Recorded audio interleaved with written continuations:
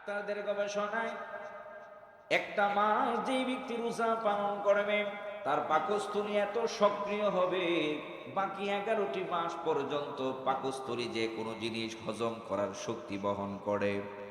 শরীরের মধ্যে যত প্রকার অ্যান্টি অ্যাসিড যা তৈরি হয় রোজার মাধ্যমে তা দূর হয়ে যায়। ইসলামের মাঝে একটি গুরুত্বপূর্ণ বিষয় যে যাকাতের সাথে দেশের অর্থনৈতিক অবস্থা, মানবতার অবস্থা, এই যাকাতের সাথে ভ্রাতৃত্বের অবস্থার সংযুক্ত। সেই গুরুত্বপূর্ণ বিষয়টি নিয়ে আপনাদের সামনে ইনশাআল্লাহ আমি কথা তুলে ধরতে চাচ্ছি। যাকাত ইসলামের 5টি স্তম্ভের মাঝে একটি গুরুত্বপূর্ণ স্তম্ভ।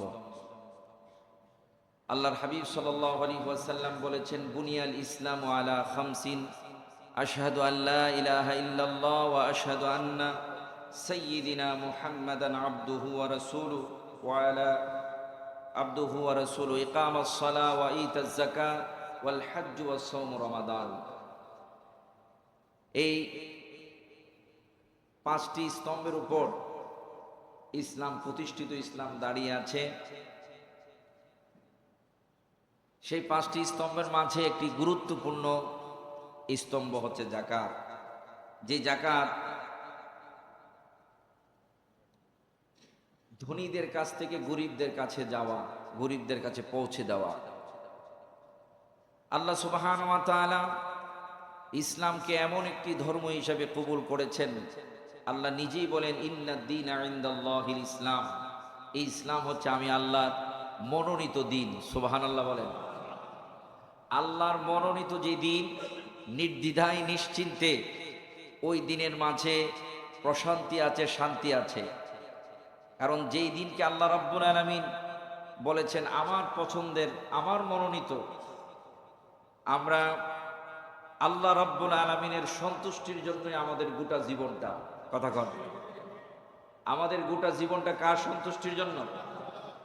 আল্লাহর সন্তুষ্টির জন্য। একজন মুমিনের এটাই হচ্ছে চাওয়া এবং পাওয়া।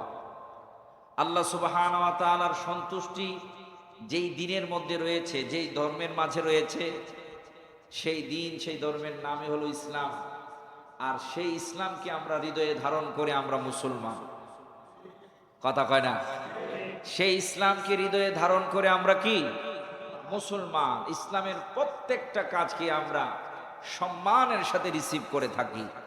আমরা পুঙ্খানুপুঙ্খভাবে ইসলামের প্রত্যেকটা কাজকে বাস্তবায়ন করার সর্বোচ্চ চেষ্টা করি। এটাই হচ্ছে ইসলামকে হৃদয়ে ধারণ করা, ঈমানকে হৃদয়ে ধারণ করা। এটার নামই হচ্ছে আল্লাহর সাথে বান্দার গভীর সম্পর্ক তৈরি হওয়া। তো এই জন্য আজকে যে বিষয়টা নিয়ে কথা বলতে চাচ্ছি, এই বিষয়টি ইসলামের মাঝে অত্যন্ত গুরুত্ব বহন করে থাকে। এই যাকাত কোনো ঐচ্ছিক দান নয়। এই যাকাত আল্লাহর পক্ষ থেকে ধনীদের কাছে বাধ্যতামূলক ফরজ একটা ইবাদত। কি একটা ইবাদত?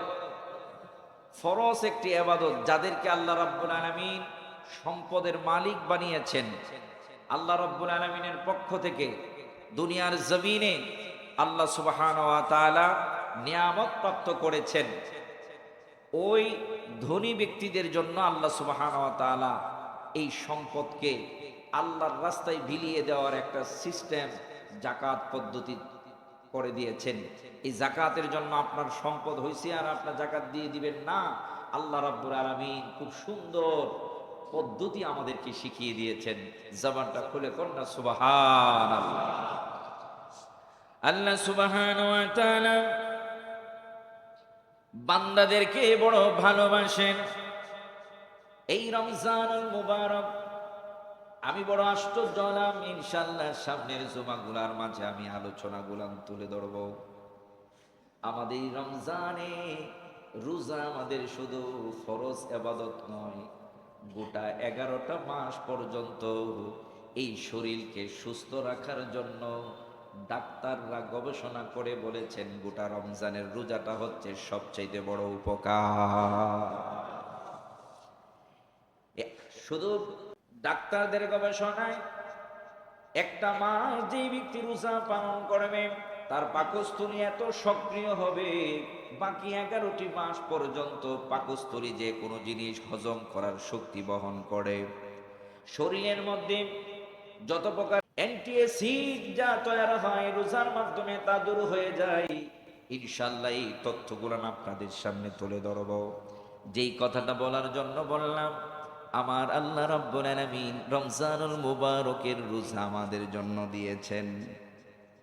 প্রত্যেকটা কাজের জন্য আমার আল্লাহ রাব্বুল আলামিন আল্লাহর সন্তুষ্টির জন্য আমাদেরকে কিছু বাধ্যতামূলক করে দিয়েছেন। এই রোজাটা হচ্ছে মাথা থেকে পা পর্যন্ত এই শরীরটার যাকাত, এই শরীরের সাদাকা রমজানুল মুবারকের রোজা।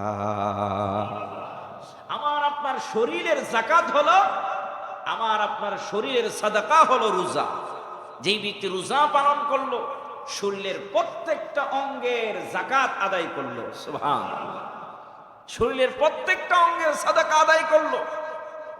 আল্লাহ রাব্বুল আলামিন শুধু এই রোজার মাধ্যমে ইবাদতের দিকে আমাদের জন্য রাখেন নাই, আমাদের জন্য আল্লাহ রাব্বুল আলামিন তাত্ত্বিক কিছু বিষয়ও রেখেছেন। আমি ওই দিকে যাচ্ছি না। আজকে যে বিষয়টা সেটি হচ্ছে যাকাত।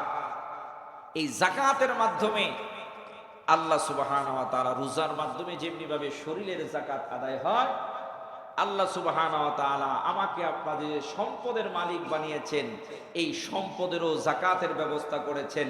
এই যাকাতের মাধ্যমে সম্পদটা পরিশুদ্ধ হয়। জবান খুলে কর না সুবহানাল্লাহ। এই জন্য যাকাতের অর্থের দিক থেকে আমাদের কাছে এসেছে, যাকাত শব্দের অর্থ হচ্ছে পরিশুদ্ধ হওয়া, যাকাত শব্দের অর্থ হচ্ছে বৃদ্ধি হওয়া, এরকম অনেকগুলো অর্থ ডিকশনারির মাঝে এসেছে। তবে যাকাতের গ্রহণযোগ্য মাশহুর যে অর্থটুকু সকলের কাছে, সেটি হচ্ছে যাকাতের শাব্দিক অর্থ হচ্ছে বৃদ্ধি হওয়া। আল্লাহ সুবহানাহু ওয়া তাআলা কার উপর যাকাত ফরজ করেছেন?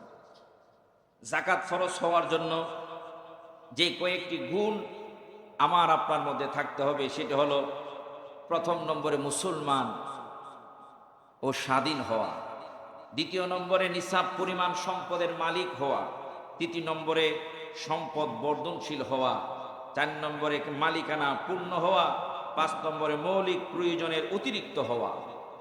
এই 5টি গুণ যার মধ্যে থাকবে ওই ব্যক্তি যাকাত এর মালিক হবেন, যাকাত দিবেন। প্রথম নম্বরে স্বাভাবিকভাবে আমরা মুসলমান, আমরা গোলাম নয়, আমরা স্বাধীন। কথা কোন ঠিক কিনা? তাহলে প্রথম ধাপে আমাদের উপর যাকাত ফরজ হওয়ার একটা শর্ত, এটা আমাদের মধ্যে আছে। দ্বিতীয় নম্বরে নিসাব পরিমাণ সম্পদের মালিক হওয়া। এই নিসাব পরিমাণ সম্পদের যারা মালিক হবেন তাদের উপর আল্লাহর পক্ষ থেকে যাকাত দেওয়া সুন্নত না নফল? ফরজ। তাদের জন্য যাকাত দেওয়া কি? আমার কথাগুলো বোঝা যাচ্ছে তো? আজকের বিষয়গুলো ক্লাসের মতোই বুঝাইতে হবে, না হলে বুঝে আসবে না। এই জন্য যাকাতের ক্ষেত্রে প্রথম নম্বরে আমি যে 5টি কথা বললাম এর মাঝে নিসাব পরিমাণ একটা গুরুত্বপূর্ণ বিষয়। এই নিসাব পরিমাণ সম্পদ কি? নিসাব পরিমাণ সম্পদের খুব সহজ ব্যাখ্যা হলো, আমরা যেটা সব সময় জানি, 52.5 তোলা রূপা, 7.5 তোলা স্বর্ণ যেই ব্যক্তির কাছে থাকবে, 1 বছর পর্যন্ত কর্তৃত্বাধীন তার মালিকানায় থাকবে, ওই ব্যক্তির উপর যাকাত দেওয়া ফরজ। ওই ব্যক্তির উপর যাকাত দেওয়া কি? ফরজ। এই জন্য যাকাতের ক্ষেত্রে কি কি সম্পদের ক্ষেত্রে এসেছে? রূপার নেশাব, রূপা, স্বর্ণ, এইগুলা এবং তার সমপরিমাণ সম্পদ যদি কারো কাছে কর্তৃত্বাধীন থাকে তাহলে তার উপর যাকাত ফরজ।